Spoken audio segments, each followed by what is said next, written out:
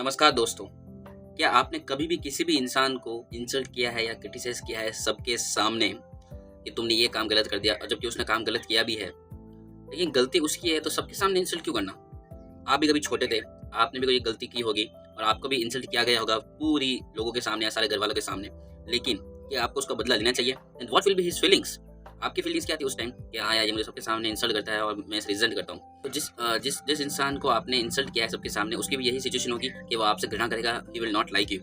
We ride rough shot over the feelings of others. हम किसी की भी फीलिंग्स को सब में से नीचे रख देते हैं। Getting our own way. हम खुद की मर्जी का काम करते हैं, हमेशा अपने पॉइंट ऑफ व्यू से काम करते हैं। Finding fault, issuing threats, criticising a child और an employee in front of others. हमेशा गलतियां निकालते हैं। अच्छा काम किया तो तारीफ तो करते नहीं है, और बुरा काम किया तो डांटना तो फिक्स है, without even considering the hurt the other person is getting. हमें हमेशा दूसरे पर्सन की रेस्पेक्ट करनी होगी अगर हमें पब्लिक डीलिंग को मास्टर करना है।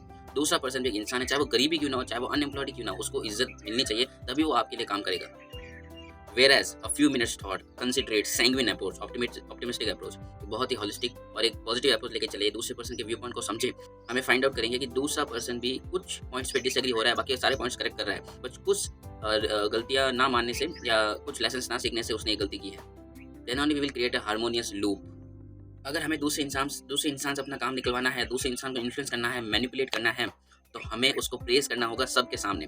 दैट्स व्हाई बहुत सारे राजा महाराजा थे जो पिछले कई सालों में, पिछले सेंचुरीज में, जो अपने सबसे फेमस सोल्जर या कैप्टन को पब्लिकली प्रेज करते थे, बैच देते थे या सर्टिफिकेट देते थे या अवार्ड करते थे, और पूरा ऐलान करते थे कि हाँ, मुझे तुम्हारे पर पूरा विश्वास है, इसलिए लॉयल्टी अगर अर्न करनी है तो सबके सामने प्रेज करो, इंसल्ट नहीं।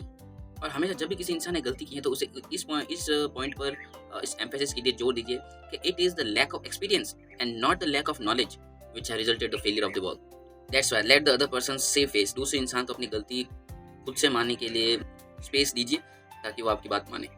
Even if we are right and the other person is definitely wrong, we only destroy ego by causing someone to lose face। अगर हम 100% सही है और दूसरा इंसान 100% गलत है, हम उसके ईगो को बर्स्ट कर देते हैं जब हम डायरेक्टली पॉइंट आउट करते हैं उसकी गलतियों को। हाँ, तुम्हारी ये गलती है, सबके सामने रंगे हाथ। This is not. मैंने आपको पहले ही बोला है, थोड़ा बहुत 19-20 अपनी वैल्यू के साथ करना होगा, वैल्यूज, मॉरल इथोस के साथ करना होगा। अगर इस दुनिया में जीना है तो काम निकलवाने के लिए मीठा तो बोलना ही पड़ेगा। The legendary French aviation pioneer and author Antoine de Saint Exupery wrote, I have no right to say or do anything that diminishes a man in his own eyes।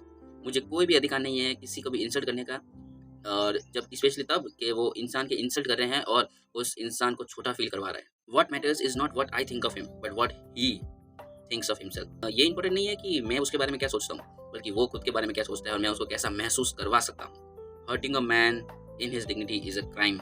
This is attention economy, और किसी को attention नहीं मिलता तो बहुत दुख होता है। इसलिए गिव अटेंशन टू पीपल और उसको इंपॉर्टेंट फील करवाइए अगर आपको अपना काम निकलवाना है तो। So hey guys, today's crux of the video is let the other person save face। गलतियों को डायरेक्टली पॉइंट आउट ना करें, always give suggestions and have a harmonious approach। Thank you।